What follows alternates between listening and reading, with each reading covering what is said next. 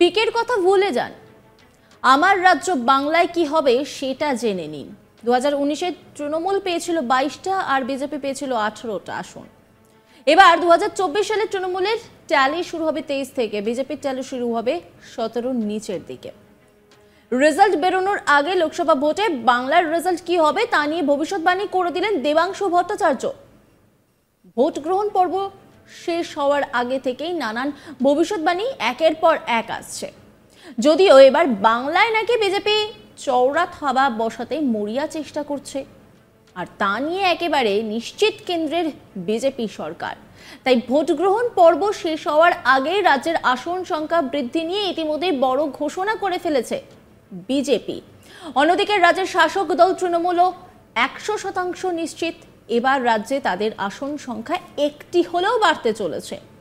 এবার নিজের মতামত জানিয়ে কার্যত হিসাব কষে ভোটের ফলাফল জানালেন তমলুকের তৃণমূল প্রার্থী দেবাংশু ভট্টাচার্য। তিনি নিজের অফিসিয়াল এক্স হ্যান্ডেলের একটি পোস্টে লিখেছেন, পিকের কথা ভুলে যান, আমি করছি পশ্চিমবঙ্গের ভবিষ্যৎবাণী। 2019 সালে তৃণমূল পেয়েছিল 22টি আর বিজেপি পেয়েছিল 18টি আসন। এবার 2024 সালে তৃণমূলের ট্যালি শুরু হবে 23 থেকে আর বিজেপির ট্যালি শুরু হবে 17 নিচের দিকে। এটা বলা যাবে না যে দুটি পার্টির এই হিসেব কোথায় গিয়ে শেষ হবে। আমি যদি এটা পরিষ্কারভাবে বলি তাহলে বলতে হবে তৃণমূলের কমপক্ষে আসন হবে 23টি আর বিজেপির সর্বোচ্চ আসন হবে 17টি। তবে এখনো সপ্তম দফার ভোটের রেজাল্ট বাকি, ভোট পর্বই তো হয়নি। তার আগে ভোটের ফলাফল নিয়ে জানিয়ে দিলেন দেবাংশু। তবে দেবাংশু যে হিসেব দিয়েছেন তা নিয়ে অবশ্য বিশেষ কষ্ট পাওয়ার নেই বিজেপির, কারণ অনেকের মতে বিজেপি আদৌ এতগুলো আসন পাবে বলে নিজেরা ধরেছে কিনা সেটা নিয়ে সন্দেহ রয়েছে। এর আগে আসন নিয়ে মুখ খুলেছিলেন অভিষেক বন্দ্যোপাধ্যায়। তিনি বলেছিলেন ষষ্ঠ দফার পর্যন্ত ভোট হয়ে গেছে আর তাতে অভিষেকের হিসেব তৃণমূল কংগ্রেস ইতিমধ্যে 23 আসনে জয় নিশ্চিত করে ফেলেছে। 2019-এ তৃণমূলের যার সংখ্যা ছিল এবারে একটা হলেও বাড়বে, মানে 22 ছিল। খুব খারাপ হলে পৃথিবীর রসাতলে গেলে 23 হবে। এখনো 9টা আসনে ভোটদান বাকি আছে। 33টি আসনে এখনো পর্যন্ত ভোট হয়েছে, তার মধ্যে তৃণমূল 23টি আসন পার করে গিয়েছে। চ্যালেঞ্জ করছি, মানে অভিষেক বন্দ্যোপাধ্যায় বলছেন যে তিনি চ্যালেঞ্জ করছেন 4 তারিখ ভোট বাক্স খুললে মিলিয়ে নেবেন। তিনি বলছেন যে এদের রফা দফাটা ডায়মন্ড হারবারে করব। 2021 সালে এমন হওয়া তারা তুলেছিলেন, এমন হাওয়া তুলেছিল যে বিজেপি ক্ষমতায় আসছে। কেন্দ্র বাহিনীও জানে 4 তারিখ ভারতবর্ষে গণতান্ত্রিক ইন্ডিয়া জোটের সরকার আসতে চলেছে।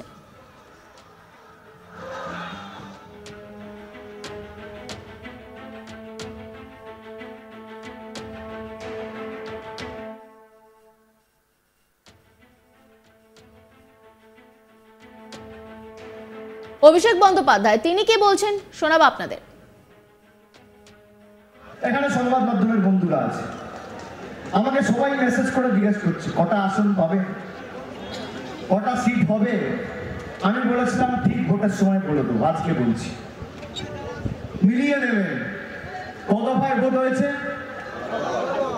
ষষ্ঠ দফার ভোট হয়েছে আর 6 দফায় ভোট হয়ে গেছে। আমি বলেছিলাম 2019-এ তৃণমূলের যা সংখ্যা ছিল, আসন সংখ্যা ছিল, একটা হলেও বাড়বে, মানে 22 ছিল। খুব খারাপ হলে পৃথিবীর রসাতলে গেলে 23 হবে, তার মানে তো তাই। এখনো পর্যন্ত 9টা আসনে ভোটদান বাকি আছে, সপ্তম দফায় ভোট হয়নি। 33টা আসনে ভোট হয়েছে, 33টার মধ্যে তৃণমূল 23 পার করে দিয়েছে। আমি আপনাকে বলছি, আমার নাম দিয়ে আপনারা চ্যালেঞ্জ করছি, খবরের কাগজে লিখলে লিখুন, সংবাদ মাধ্যমে দেখালে দেখান, 4 তারিখ ভোট বাক্স খুলবে মিলিয়ে নেবে। আমি এতদিন বলিনি, আজকে বলছি, আজকে বলে যাচ্ছি, এদের রফা দফাটা ডায়মন্ড হারবারে করব। এত তো চেষ্টা করেছিলেন।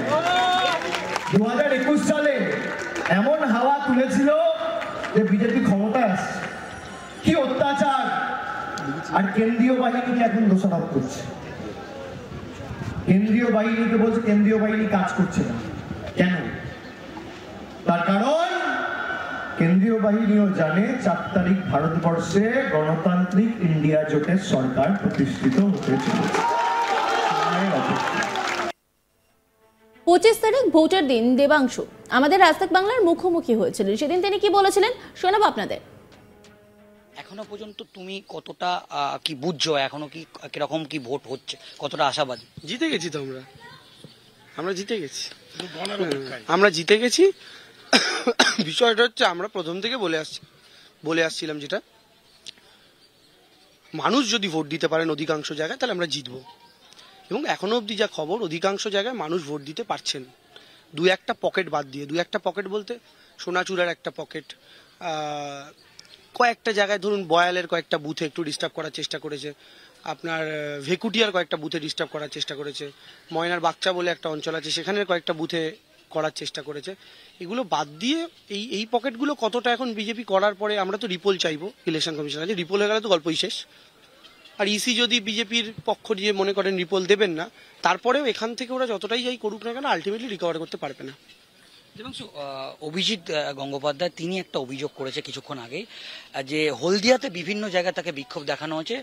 তিনি বলছে যে তৃণমূল কংগ্রেস খুব ব্যাপকভাবে ছাপ্পা করছে এবং এটা তৃণমূল চক্রান্ত করে তাকে এই ধরনের বিক্ষোভ দেখাচ্ছে। এবং কিছুক্ষণ আগেও, জাস্ট কিছুক্ষণ আগে 5 মিনিট আগেও তাকে আরেকটি জায়গায়, ময়নার একটি জায়গায় বিক্ষোভ দেখানো হয়েছে।